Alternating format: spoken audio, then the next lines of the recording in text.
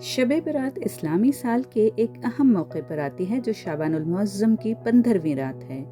اس رات کو عبادت، دعا اور استغفار کا خصوصی اہتمام کیا جاتا ہے کیونکہ یہ رات مغفرت اور اللہ تعالیٰ کی بے پناہ رحمت کے نزول کی رات مانی جاتی ہے۔ ترمذی کی حدیث ہے کہ حضرت عائشہ صدیقہ رضی اللہ عنہا روایت کرتی ہیں کہ ایک رات انہوں نے حضور نبی اکرم صلی اللہ علیہ وسلم کو نہ پایا۔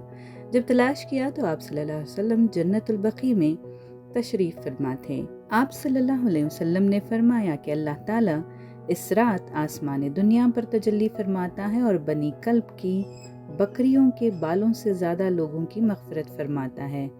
اس رات کے متعلق یہ عقیدہ بھی ہے کہ اس میں اللہ تعالیٰ اپنے بندوں پر خصوصی رحمت فرماتا ہے، گنہگاروں کو بخش دیتا ہے اور بہت سے لوگوں کی تقدیریں لکھی جاتی ہیں۔ بزرگان دین ہمیشہ شب برات کو خصوصی عبادات میں بسر کرتے تھے۔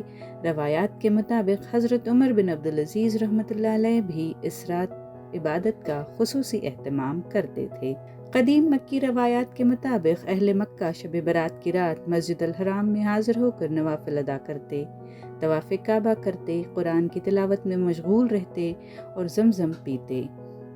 چاہے اس رات کی اہمیت اور فضیلت ہو یا نہ ہو، کم از کم اس رات کو ہم روایات کے مطابق اپنے اعمال کا محاسبہ کرنے، گناہوں سے توبہ کرنے اور اللہ تعالیٰ سے قرب حاصل کرنے کا بہترین موقع ہاتھ سے جانے نہ دینا چاہیے۔ اس رات میں کثرت سے توبہ، استغفار، درود شریف اور نوافل ادا کرنا بھی مستحب ہے۔ ماہ شعبان میں سورہ احزاب کی وہ آیت بھی نازل ہوئی جس میں اللہ تعالیٰ اور اس کے فرشتوں کے نبی کریم صلی اللہ علیہ وسلم پر درود بھیجنے کا ذکر ہے۔ اس لیے اس مہینے میں درود شریف کی کثرت کرنا بھی باعث برکت مانا جاتا ہے۔